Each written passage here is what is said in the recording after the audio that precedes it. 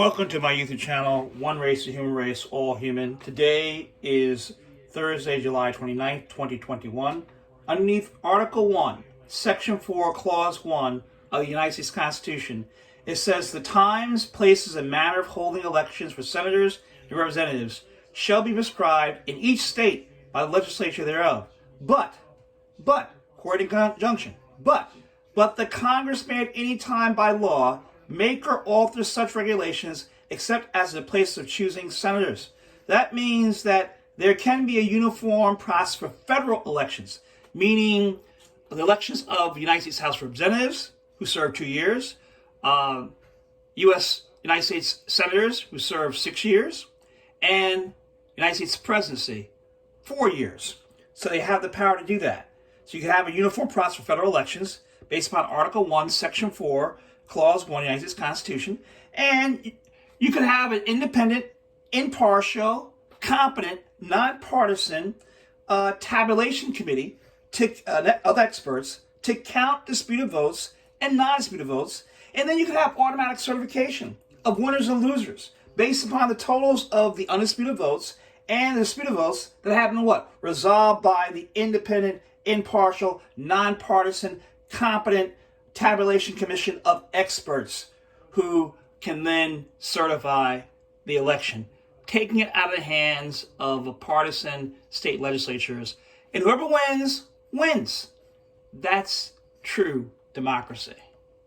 With the Biden infrastructure legislation on track in the Senate, the president is turning to voting rights. The New York Times reports that tomorrow the president will meet with Senate Majority Leader Chuck Schumer and House Speaker Nancy Pelosi, quote, to discuss their party's faltering efforts to pass major voting rights legislation, according to two congressional aides familiar with the plans. Don't forget that on August 6, 2021, that will be the anniversary of the Voting Rights Act passed on August 6, 1965. And there are less voting protections today in 2021 than there was in 1965, since the United States Supreme Court struck down certain sections of the Voting Rights Act of 1965. Don't forget that you had the Civil Rights Bill of 1875 passed on March 1st, 1875. And then later on, the Supreme Court struck that down, saying, no, you don't treat these people equally, right? And then it took almost another 100 years to pass what Dr. King called the weaker bill of the Civil Rights Bill of 1964, passed on July 2nd, 1964. This is all historical fact. The meeting comes as Senate Democrats are inching closer to finalizing a revised version of the Democrats' sweeping elections bill, the For the People Act, that could be released within days. Yesterday, several senators, including Senator Raphael Warnock and Senator Joe Manchin, met inside Senate Majority Leader Schumer's office, as the Washington Post reports, to hash out the details of the bill, which is expected to at least partially incorporate a framework assembled by Senator Joe Manchin. Today, Senator Warnock said he is encouraged by that meeting with Democrats focused on getting something passed to protect voting rights. Passing voting rights, in my view, is the most important thing we can do as Congress. Now, I know that there are a lot of pressing issues, but the American House is the house built by democracy. And if we don't preserve our democracy, strengthen people's access to it, we will not have done our job. The Texas Democrats are still in Washington, urging lawmakers to pass federal legislation on voting rights today. Some of the Texas Democrats testified to a House oversight. Let me mention this, that in Georgia, they have taken the power away from the Secretary of State, and they can actually put in partisan representatives who can overrule an election, i.e. they don't like the process in Fulton County, who's right there in Atlanta. They can say, okay, we're not going to count those votes, and thereby determine the winner of an election. That doesn't happen with a uniform process of federal elections and having the impartial, independent, competent, nonpartisan tabulation commission. Committee. I'm here because this is the seat of democracy, and my people who I represent has a right to be able to vote unabridged, just like all of you. The manager at Target has more latitude to protect their customers than an election judge in Texas would to protect voters under this bill. This is a practical implication that's going to disenfranchise hundreds and thousands of votes of Texans. And so that's why we're here. We tried to work with our counterparts, but every amendment that we presented was declined. Joining us now is Zerlina Maxwell, host of the program Zerlina that airs on Peacock.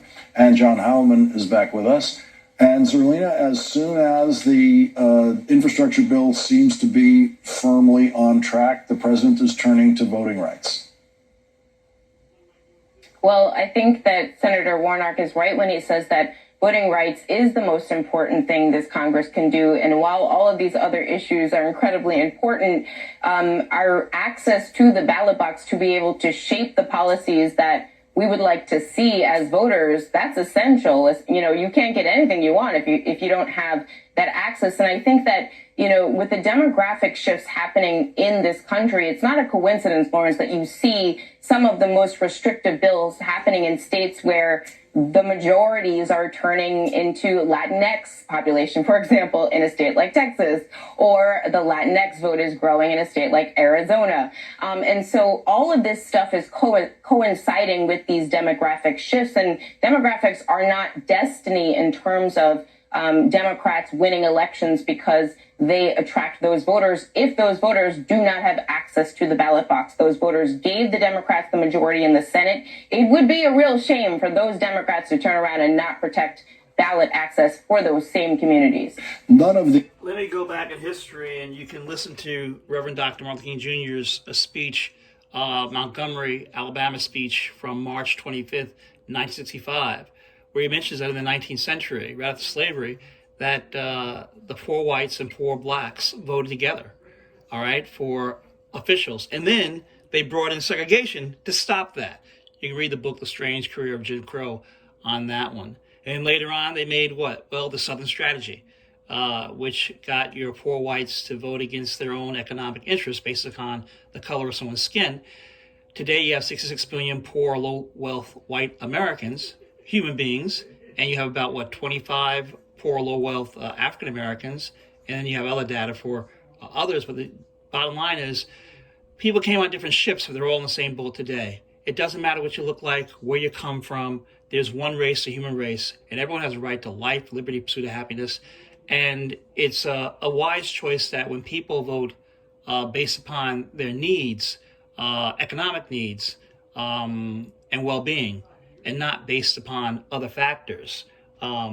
And so, but first, everyone should have a right to vote, period. Okay, everyone. Equal access to the voting booth, whether you're physically challenged, or you're in the rural areas, or you're in the city or the suburbs. It needs to be equal across the board, and whoever wins, wins, period. That's democracy. That's the greatness of America and the greatness of our Constitution. We are the last great hope of humankind. That's the United States of America. The voting rights bills that have been considered by the Congress include any provisions about how the votes are counted, which is one of the new threats to voting rights that the new Georgia law has. The Texas law had it there, and then they took it out. But there's this whole Republican attempt to change what happens after votes are cast. This is part of the new negotiations that the Democrats are working on now. Let's listen to what Senator Manchin said about that. I've told him, I said, the bottom line is we should basically dedicate ourselves to a voting piece of legislation. It truly is the Voting Rights Act of 1965, the John Lewis Voting Rights Act that we've been working on, and narrow it down to basically taking care and protecting the polling place so people have a right to vote, and protect the right to vote and make sure they have that vote and make sure it's counted properly. That's all. It's not going to be an overwhelming, overreaching, overarching bill. It's going to be based on the lines of Voting Rights Act and protection. Are they trying to change their mind on that filibuster? Are they trying to change? No, everyone understands. They've been very, very, very, very respectful of that. They know where I am. John Heilemann, of course, Joe Manchin has said many things about the so-called filibuster rule, including being open to changing it in various ways. But a key thing in there, he talked about how the votes are counted. And that is something that he is concerned about, and that is something the Texas Democrats are concerned about. That's something we all should be concerned about. I mean, I think of all of these issues that are raised by these bills around the country, the questions related to what happens after the votes are cast, not access. I mean, there's all important issues, but, we've gotten often sidetracked by questions about, water in lines and even questions related to voter ID and other things. The things that would have overturned the 2020 election would have been giving politicized bodies, given Republican-controlled legislatures in these states, the ability to run the administration on the back end. Who controls the counting room?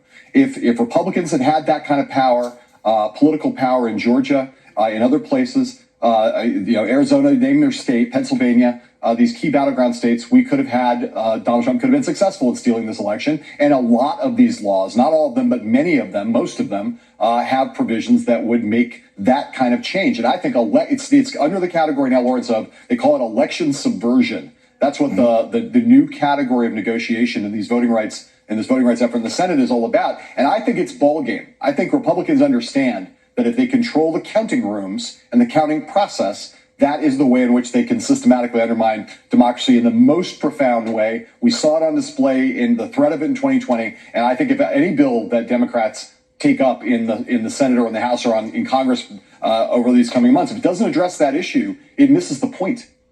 Yeah, and the For the People Act was written last year. It was written before the election, and it was written long before we saw these new Republican legislative proposals. And Zerlina, we see reported in the Atlanta Journal-Constitution that Georgia's already acting on that new law, and they are basically trying to pull the vote counting process away from Fulton County, in a major Democratic county. So, I mean, the Republican strategy seems to be, we don't care how many of you show up. We're going to try to suppress that. But if you do conquer us there and you show up, we're going to be counting. And when we do the counting, you're not going to like what happens. Yeah, it's rigging the game on the front end and the back end. It's making sure that no matter what happens and no matter what wave of people show up to say we don't want these people in office, it won't matter because you have your folks in place. It's like playing the referees. I hate the sports analogies, but it works here, I think, in helping folks understand what's happening here. And I think, I think Republicans actually have overplayed their hand.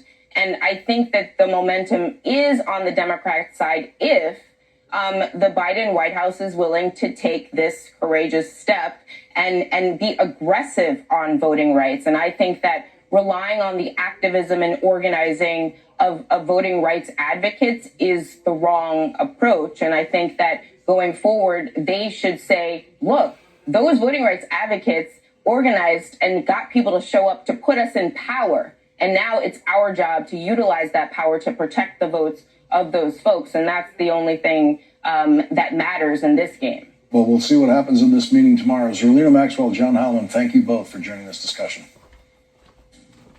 Thank you. Thank you. And coming up, there is new reporting tonight in the Washington Post about the Delta variant and COVID infections among vaccinated people. Dr. Ashish Jha and Dr. James Hildreth will join us next.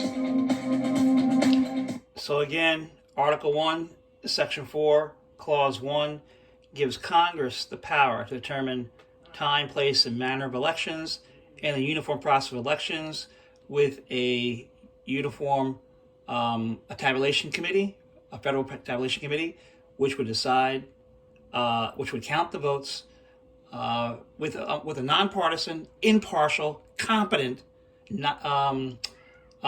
independent voting commission, tabulation commission, determining the votes, counting the votes, and determining undisputed votes, rectifying that, and then counting all the votes. And whoever wins the election, period. It must be fair, impartial, competent, independent, nonpartisan.